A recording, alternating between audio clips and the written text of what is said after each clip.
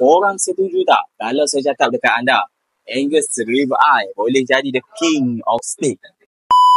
Assalamualaikum korang, hari ni dekat Daging Online saya nak tunjukkan satu potongan daging steak daripada bakal lembu Angus, dan kita menggunakan potongan bahagian ribeye. Kan, potongan bahagian ribeye ni adalah potongan pada tulang rusuk lembu tu lah. Potongan ni memang sangat lembut sebab tak banyak movement, tak banyak pergerakan daripada lembu tu sendiri. Maksudnya dia tak banyak guna daging lah pada bahagian tulang rusuk dia.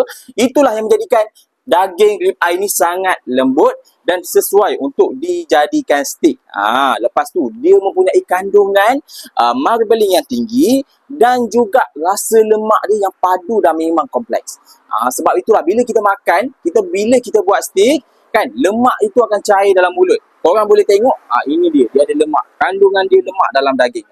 Kandungan lemak dalam daging yang akan memberikan rasa yang lebih umami bila kita masukkan, bila kita kunyah dalam mulut, memang sedap. Sebab itu daging Angus Ribeye ni menjadi pilihan utama untuk peniaga-peniaga restoran mewah, peniaga restoran steak dan juga hotel-hotel mewah. Jadi harga dia pun sedikit mahal lah berbanding sirloin ataupun berbanding chuck.